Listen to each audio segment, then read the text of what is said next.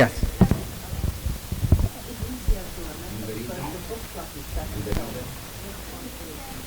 For the people.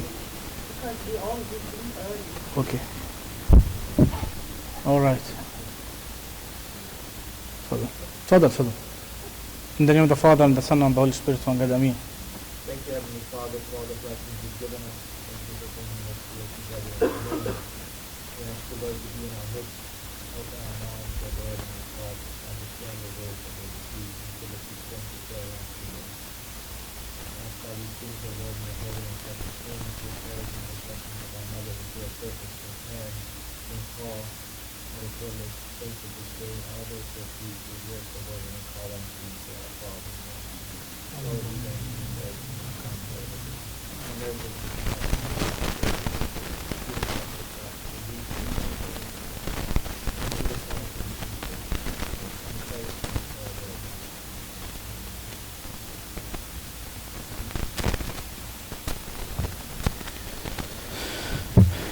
Hi everybody. I want first to thank Tony Solomon, our brethren, for all the weeks. It's nice to be home back. Last week he spoke about Acts 21, and today we're going to continue Acts 22nd. But before we start, we need to read the last three, maybe, from 33, from 37 till 40, so we'll understand what's happened. We will start from Tina. Can you start reading from her, please?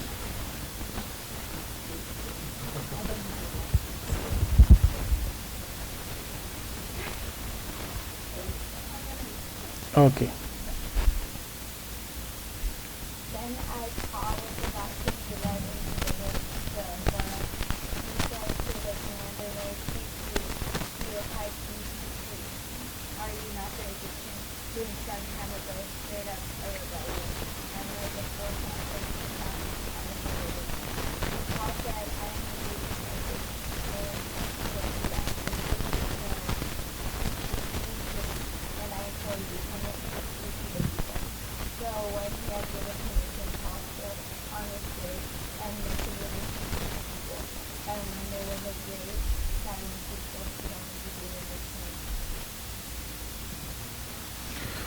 So now he's speaking, as we know from the last week. They captured him in Jerusalem. They took him. Barely the prince, he saved Paul from the people. They almost killed him. And according to 21, according even the prophecy. So Paul was prepared for that. He was prepared. He knows what's going to happen. So he was very ready to what's going on. So when the prince attacks him, saved him from them, and he captured him, he asked him the first question. We're going to go back, like after a little bit, we will speak about the Egyptian, who's the Egyptian. And he asked him, are you the Egyptian? And he told him, like, no, I'm not the Egyptian. And as every time St. Paul have opportunity to speak, he stopped and asked him to speak. Not to speak about himself, he's starting asking him to speak about his preaching. Tina. Or the... Yeah. No. Give it to the lady over here. Yeah. Yeah. Yeah.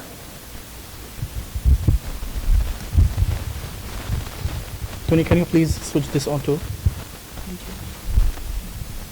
Hit the same remote. Thank you, brother.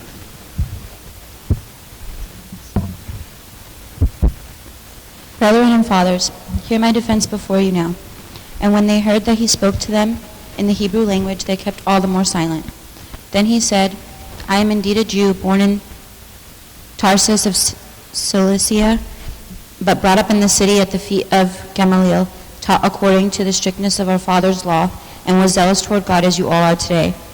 I persecuted this way to the death, binding and delivering into prisons both men and women, as also the high priest bears me witness, and all the council of the elders, from whom I also received letters to the brethren, and went to Damascus to bring in chains even those who were there to Jerusalem to be punished. Brother, go ahead. From 6 to 11. Now it happened as I journeyed and came near Damascus at about noon, suddenly a great light from heaven shone around me. And I fell to the ground and heard a voice saying to me, Saul, Saul, why are you persecuting me? So I answered, Who are you, Lord? And he said to me, I am Jesus of Nazareth, whom you are persecuting. And those who were with me indeed saw the light and were afraid, but they did not hear the voice of him who spoke to me. So I said, What shall I do, Lord? And the Lord said to me, Arise and go into Damascus, and there you will be told all things which are appointed for you to do. And since I could not see for the glory of that light, being led by the hands of those who were with me, I came into Damascus. 20.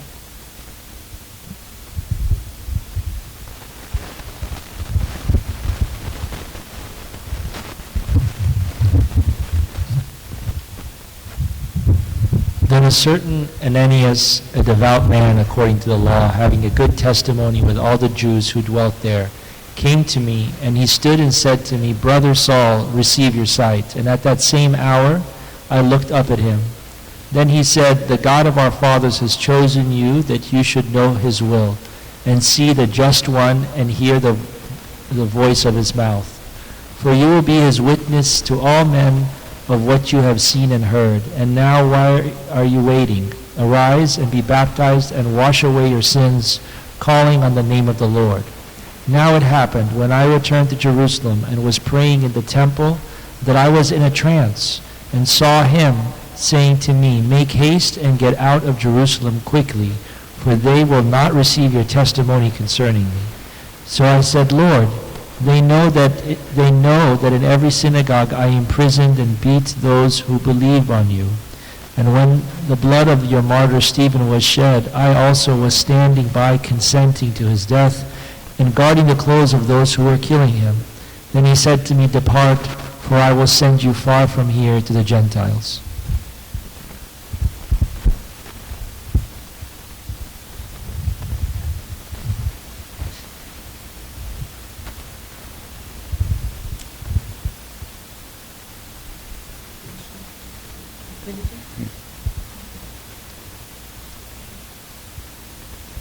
And they listened to him until this word, and then they raised their voices and said, Away with such a fellow from the earth, for he is not fit to live.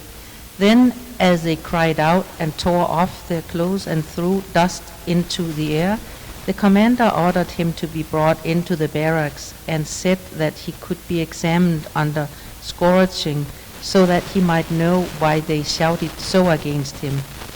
As they bound him with thongs, Paul said to the centurion who stood by, Is it lawful for you to scourge a man who is a Roman and uncondemned? When the centurion heard that, he went and told the commander, saying, Take care what you do, for this man is a Roman. Then the commander came and said to him, Tell me, are you a Roman? He said, Yes. The commander answered, With a large sum I obtained this citizenship. And Paul said, But I was born a citizen. Then immediately those who were about to examine him withdrew from him, and the commander was also afraid after he found out that he was a Roman, and because he had bound him. The next day, because he wanted to know for certain why he was accused by the Jews, he released him from his bonds and commanded the chief priests and all their council to appear, and brought Paul down and set him before them. Ameen.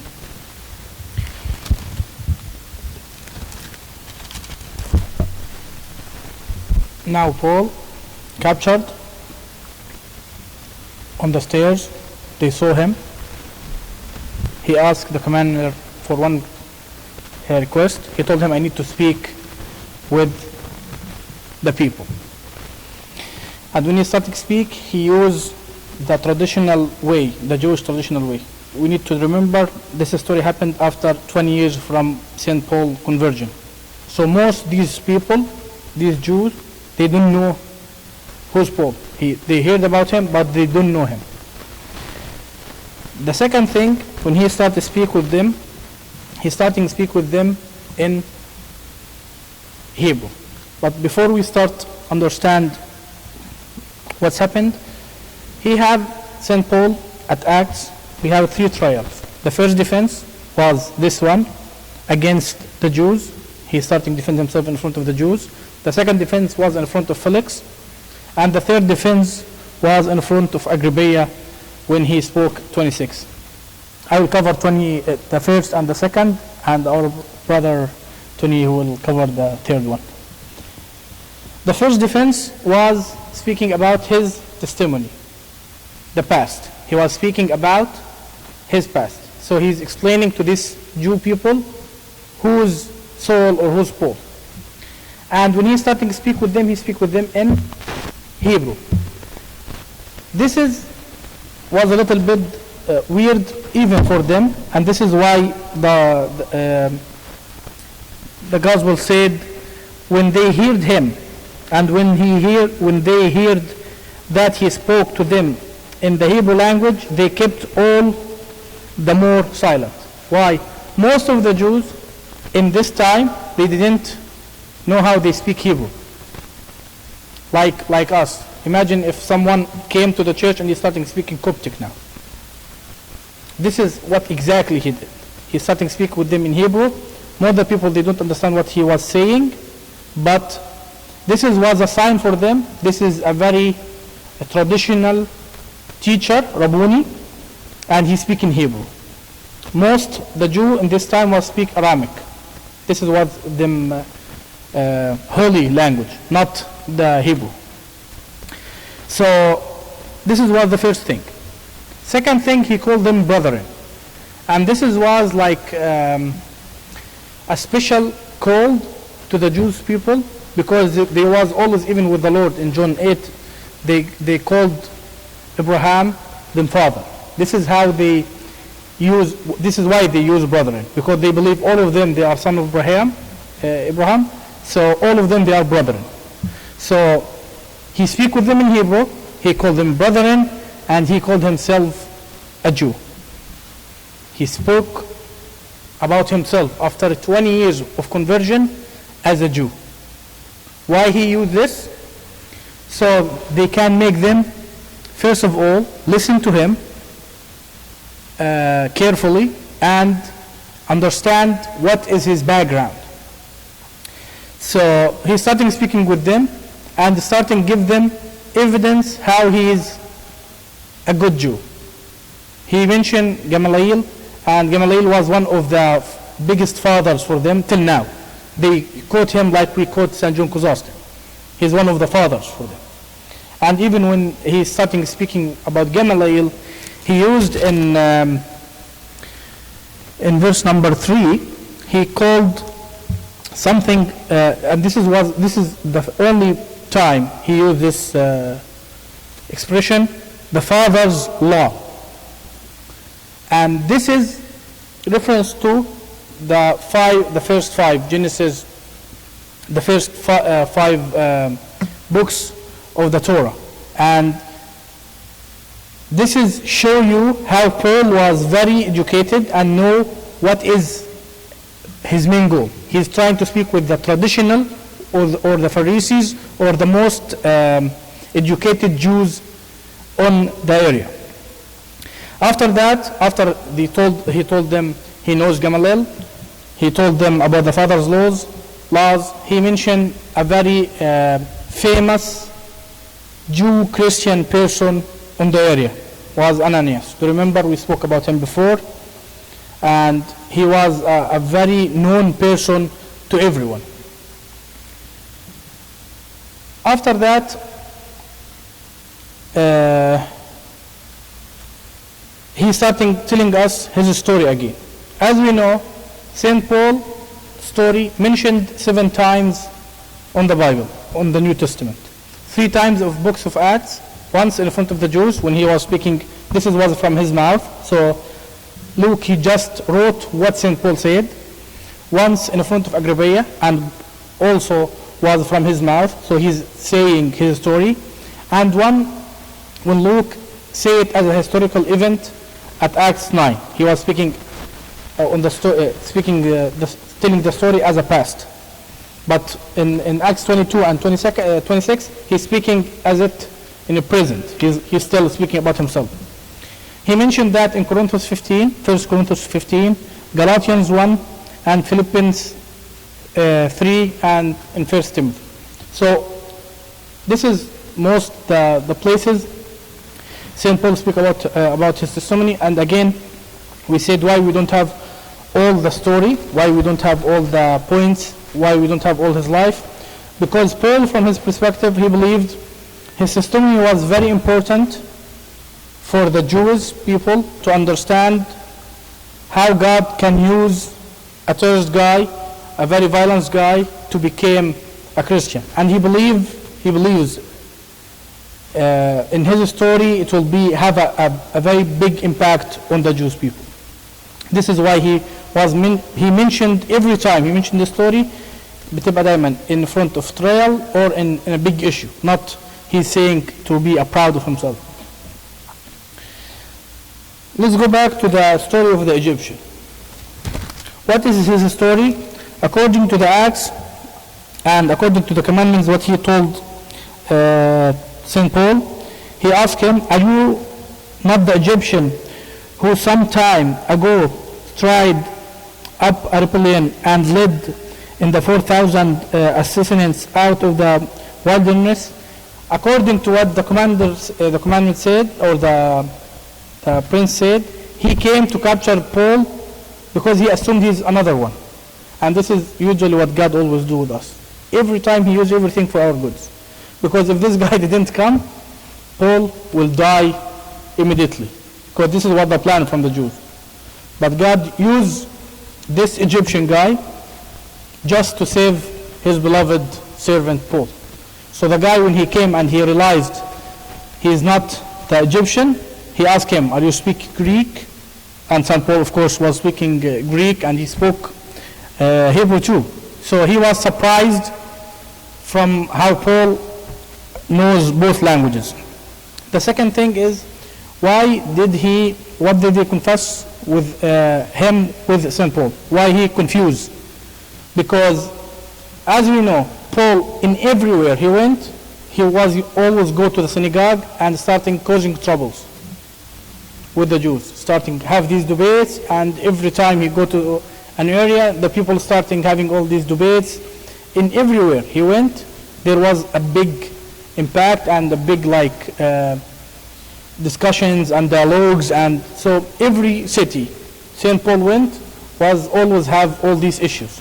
So they was always mixing him with this Egyptian guy. And it's not a coincidence, Paul, the Jewish person, always mixed with the Egyptian, like Moses, his father. The other thing we need to focus on,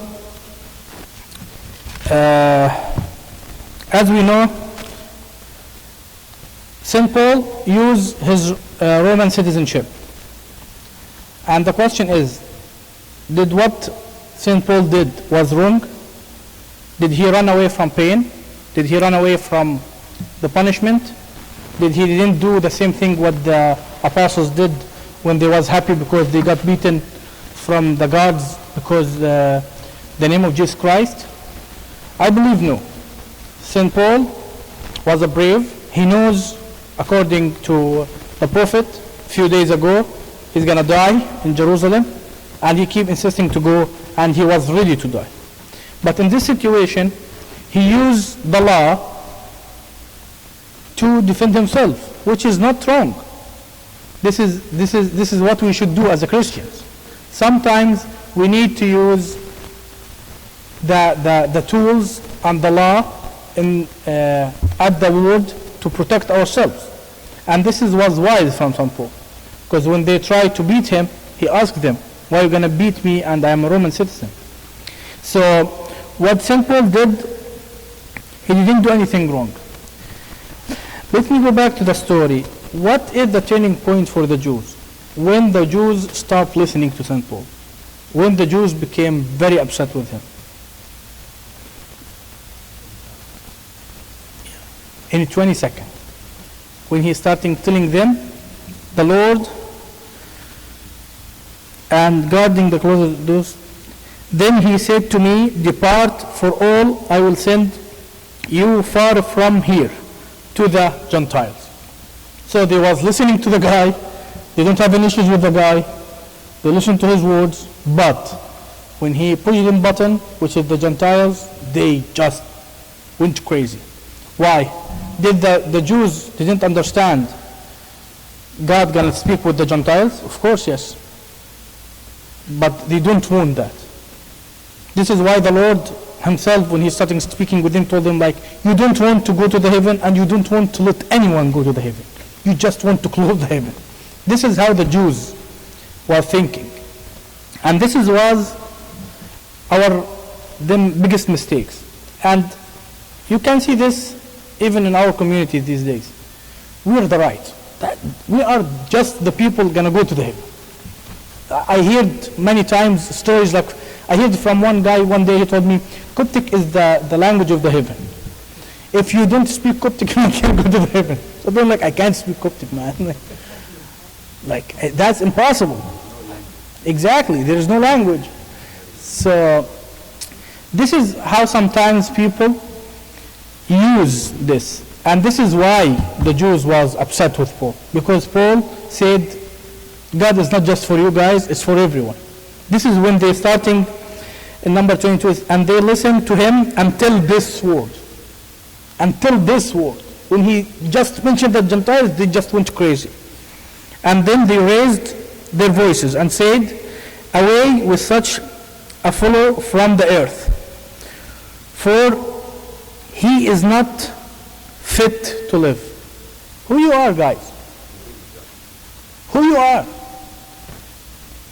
How you just few people, they don't know even the guy. This is the first time they met Paul, and just because he just say that, they just cut him out. Oh, no.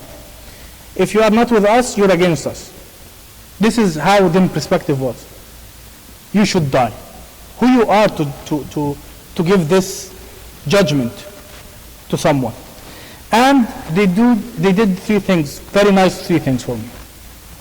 First of all, they starting cried out. There is also in Egypt, very nice, يقول لك صاحب الحق صوته واطي. When you have the right, your voice always quiet. Because when you're wrong, you always try to yell. So scared the others, think you're trying to approve something. So this is the first thing. They starting cried out. And after that, they tore of their clothes. They starting to do the traditional way. Because from them, he's saying something like blasphemy. They starting cut them clothes and went crazy on Paul. And after that, they did something, and this was very interesting because this is a big thing from the Jews to do. They throw dust into the air. You know, it's like a war. They starting do a big cloud on top of them from just dust. And this is make usually the Roman soldiers, like they went crazy because them horses, when they see the dust, it became like they just tried to cause a big trouble. And this was very intense way to see the Jews just went crazy just because they heard the Gentiles word. And I believe this was the biggest issue with us, with the first church, because they don't want to accept the way they are not special anymore. They just want to be the favorite ones. And it reminds me with them when they did the cult and they started to worship him, and just a statue. So he didn't listen to them. They started to do the same thing. They started crying out and they told him like, listen to us, and he didn't listen, of course. So it's the same thing.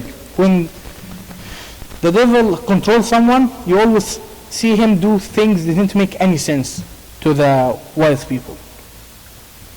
So as we see, St. Paul have all these challenging with them, and he was very nice with them, he was very gentle with them, he didn't say anything.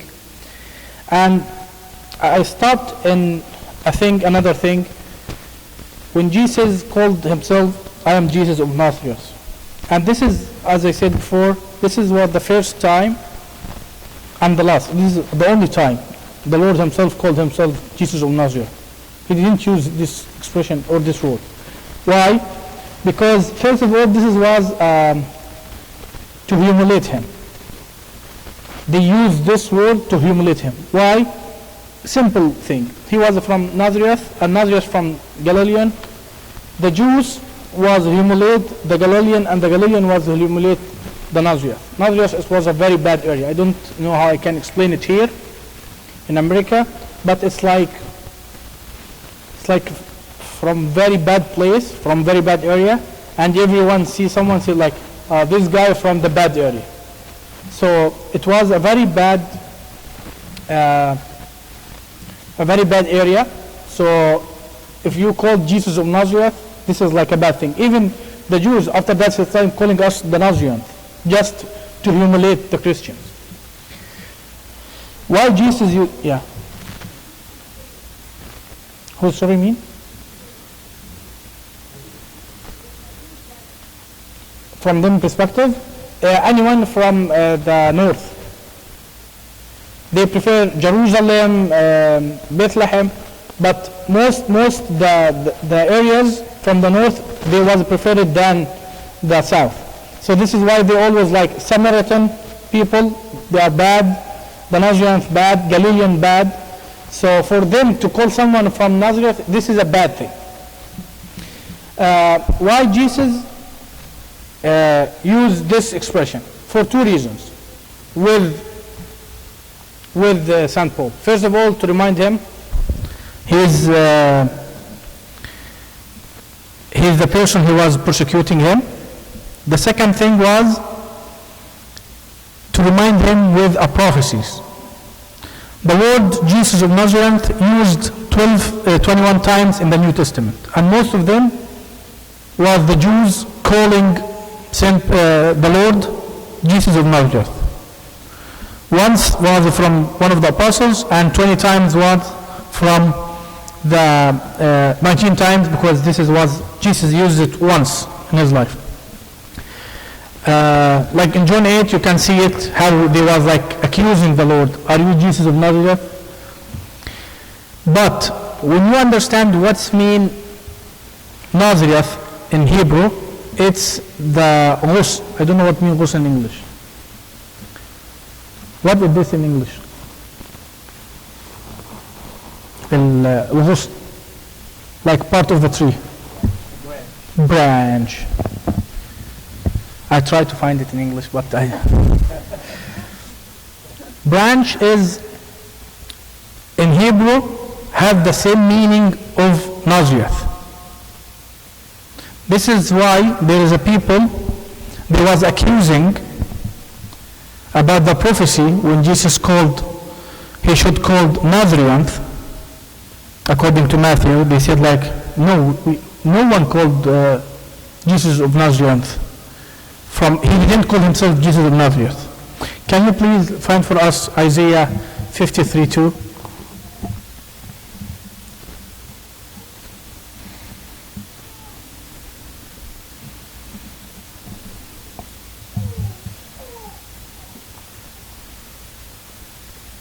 Can you read it for us? For he shall grow up before him as a tender plant, and as a root out of dry ground. He has no form or comeliness, and when we see him, there is no beauty that he should be desire. Yeah. Can you say it again, please?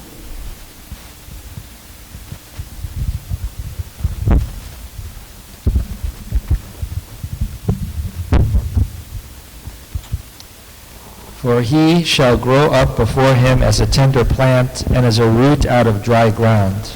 He has no form or comeliness, and when we see him, there is no beauty that we should desire him.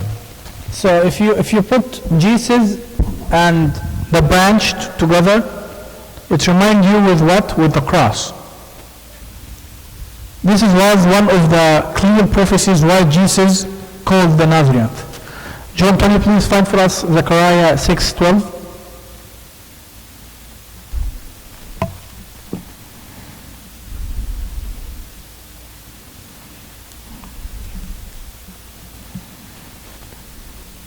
Yes, please.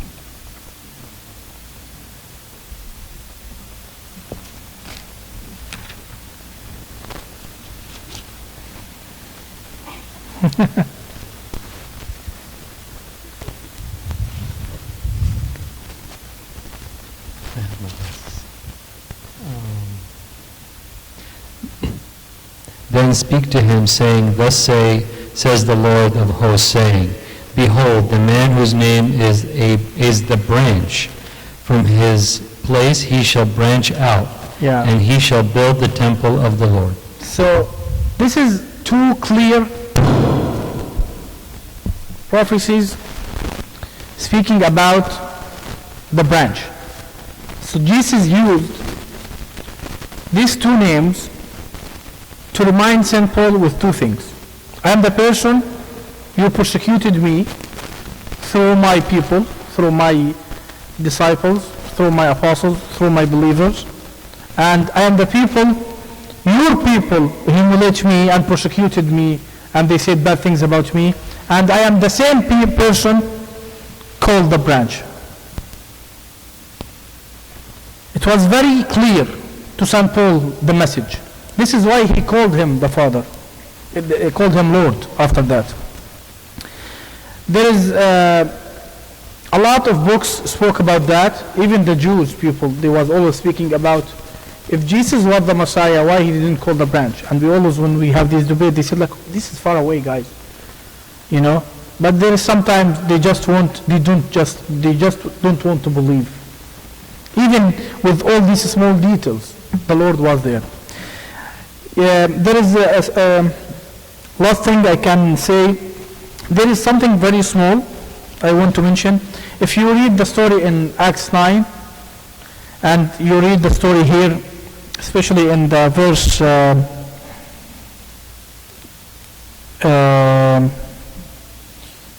in 9, when he said, and those who were with me indeed saw the light and were afraid. If you can see here, the people with St. Paul, what's happened to them when they saw the light, but they didn't hear the voice? They said that. If you went to Acts 9,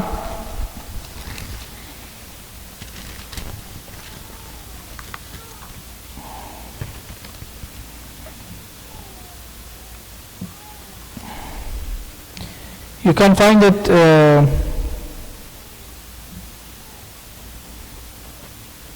9:7. He said, and the men who joined with him stood speechless, hearing a voice but seeing no one. If you read these two verses, those people, they think there is like something against the other, right? Because in 9:7 said they heard the sound, the voice, but they didn't see the light or they didn't see anyone.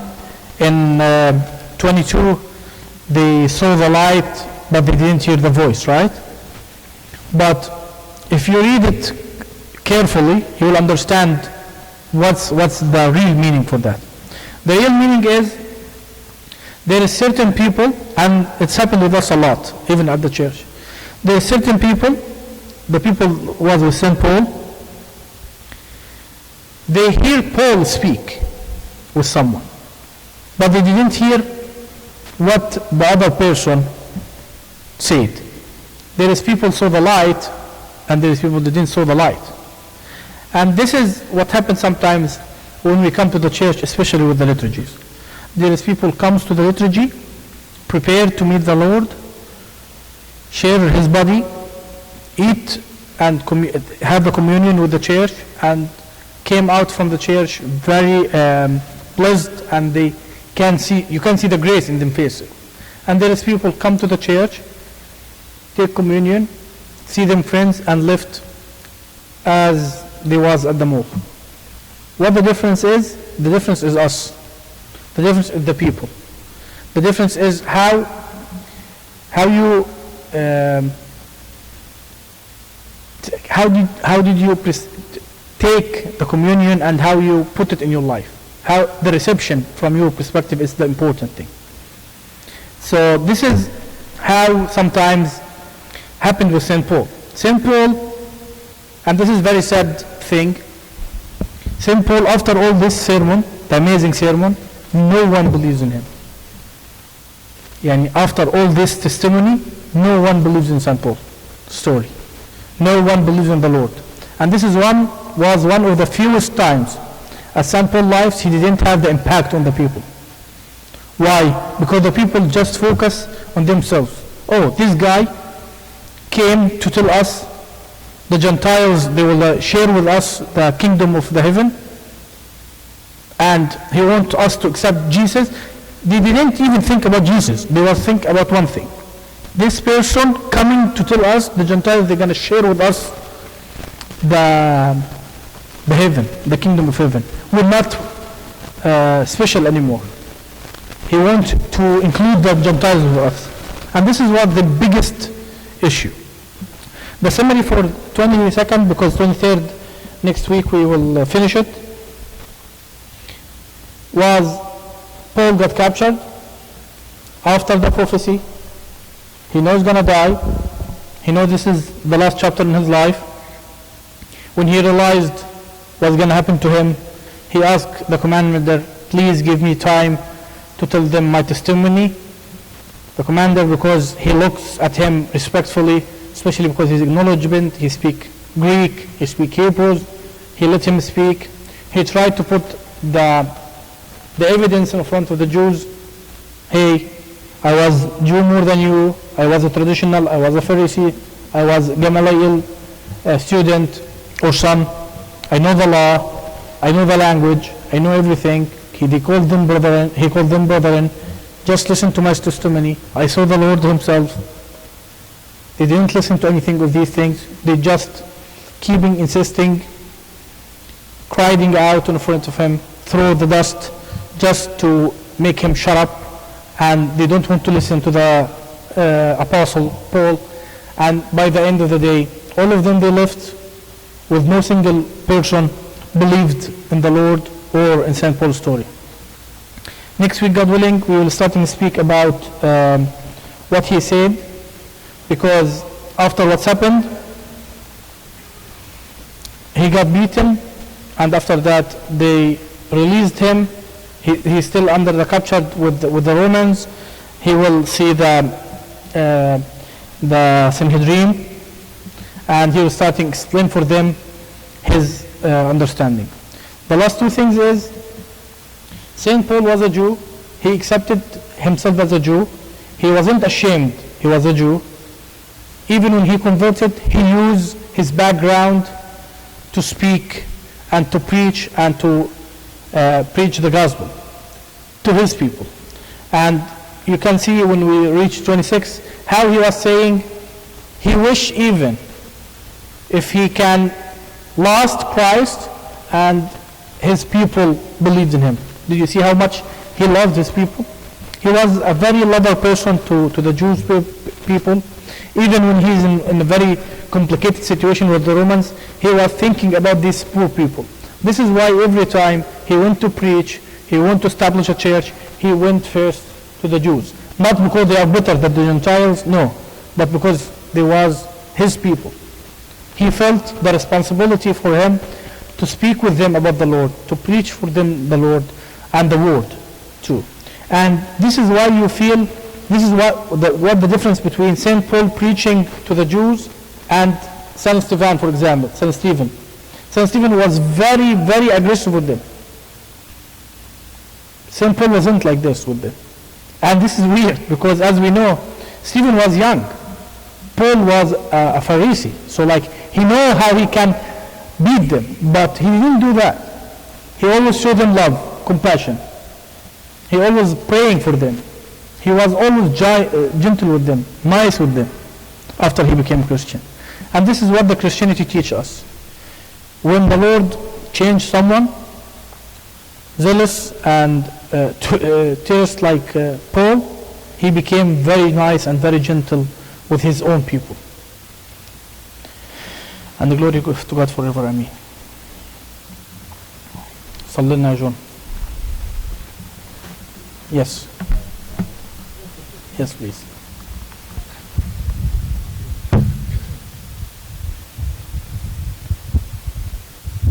In the Father, and the Son, and the Holy Spirit, one God, amen. Dear Lord, we thank you so much for all your blessings. We thank you for allowing us to come here today and listen to your word, and listen to the story of St. Paul and how he changed his life and the life of everyone he touched. We ask you, Lord, to help us in our endeavor, in our journey throughout our life, and that we can also, just by example, that we can help others that touches our lives as well, Lord. With the intercession of St. Mary, Pope Corollas, Archangel Michael, please hear us as we say to you, Our Father, who art in heaven.